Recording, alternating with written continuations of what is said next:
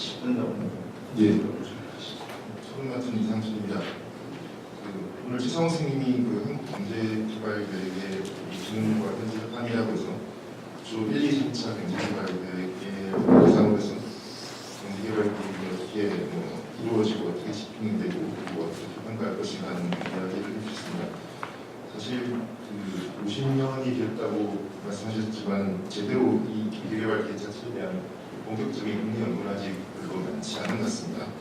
그래서 이제 지도로서 의미가 있다고 생각이 듭니다만 전체적으로 봤을 때 좀 약간 이 논문이 좀 개선돼야 될 점이랄까 제가 볼 때 약간 문제가 있다는 생각이 들었고요. 첫 번째로 문제는 뭐냐면 최 선생님은 분명히 이제 이게 실천 계획이 아니기 때문에 무슨 평가가 불가능하고 그래서 그냥 선언적 의미라든가 이런 것밖에 없다라고 이야기하시면서도 또 한편으로는 경제개발 계획이 성공했다, 성공적이었다라는 걸 그냥 전제를 하고서 그냥 논의를 준비하고 계신 것 같습니다.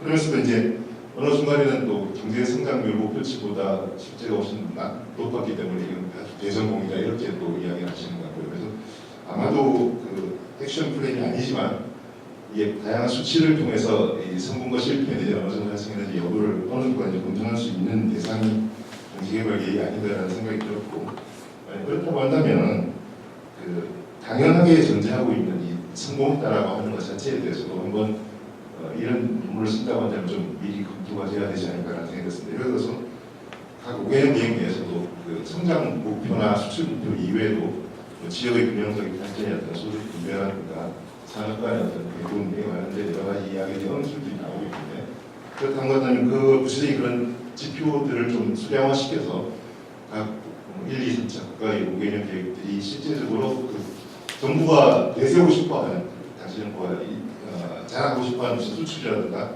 성장률 이외에 실제로 경제적으로 중요한 가치를 가지는 다양한 지표들이 과연 어떻게 충족되고 있었던가 하는 것들을 살펴보는 것 자체가 50년 맞은 시점에서 해야 될 중요한 과제가 아닌가라는 생각이 들었고요. 또 하나 나아가서 당시에 그 5개년 계획을 수립하고 발표하는 과정에서 정부가 어떤 목표치를 제시하고 하겠다고 했을 때 그것도 어떤 면에서 내가 편향될 수 있어요. 성장이라든가 이런 것들만 주로 이야기했었기 때문에 그렇다고 한다면 5개년 계획 목표치는 정부가 내세우지 않았지만 실제로 진짜 중요한 어떤 경제적 가치가 있는 지표들이 무엇이었던가라는 당시 관점에서 다시 발굴하고 그런 관점에서 50년 지난 현재 시점에서의 그 경제개발 계획을 평가해 보는 것이 훨씬 더 올바른 방법이 아닐까라는 생각이 들었고 그런 것을 한 이후에 이제 구체적인 이야기들이 좀 전개될 필요가 있겠다.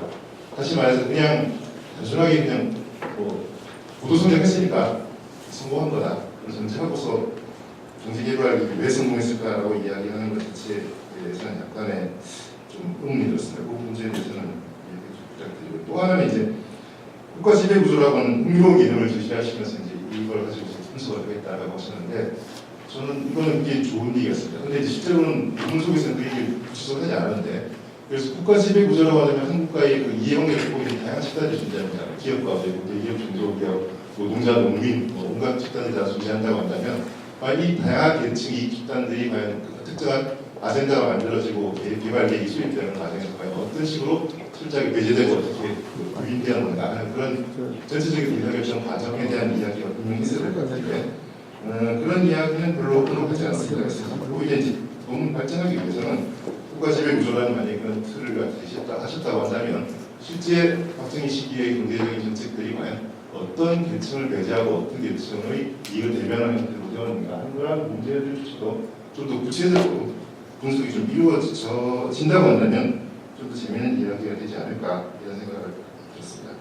그리고 이제 논문에서는 1, 2, 3차 5개년 계획을 쭉 다루고 계신데 주로 많이 이야기하시는 건 1차 5개년 계획을 주로 많이 설명하시고 2, 3차는 그냥 비슷한 방식으로 처리를 하신 것 같습니다. 근데 저는 진짜 잘 모르기 때문에 1차 5개년 계획, 2차 3차 5개년 계획 자체가 그런 비슷한 방식으로 수립되고 집행되는지에 대해서 좀 의문이 있어서 각 차수별로 어떤 차이가 과연 있지 않을까 일단 어떤 게 있을까 이런 걸 좀 궁금하고요.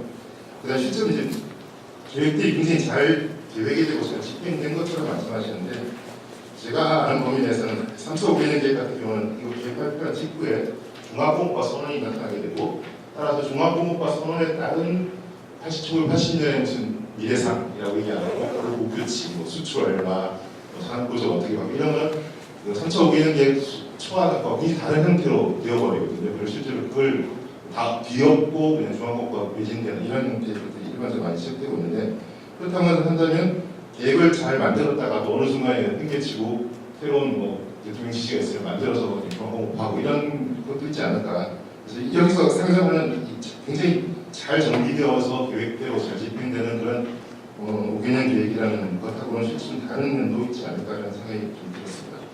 그 다음에 이제 주로 이제 분석을 많이 하시고 계신 1차 5개년 계획인데요.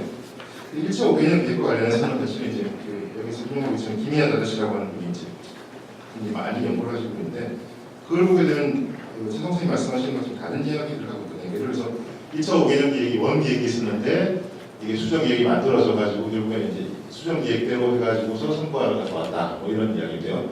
최 선생님이 이걸 무슨 당시 정책 담당자의 무슨 의지라든가 추진력 이런 것들로 설명하고 계신데, 실제 이 분야를 열심히 연구한 김희아 주장에 따르면 이게 의지의 문제가 아니라 선택의 자녀지라는 식으로 결론을 내리거든요. 이게 하다 보니까 안 되는 걸 피해가다 보니까 결국에는 수출을 많이 하고 불균형 성장하는 이런 식으로 이걸 목표로 했다기보다는 자녀지라는 형태로 정부를 얘기하고 있는데, 여기서는 좀 다른 색깔의 해석을 내리고 계신 것 같은데, 이 문제도 좀 이야기를 좀 해야 될 것 같다는 생각이 들었습니다. 그리고 또 이제 마지막으로 EPB에 대한 이야기를 많이 하셨는데, 경제기획원이 굉장히 다른 기관과의 관계에서 기관적 자율성을 가지고 굉장히 잘했다 이런 얘기를 하셨는데, 이론적으로 그렇습니다. 원론적으로는 이제 예산 기획만 가지고 있고 집행 기획이 없기 때문에 당연히 이제 부처 이해관계하고는 좀 떨어져 있는 것처럼 보이지만, 실제로 이제 결국에는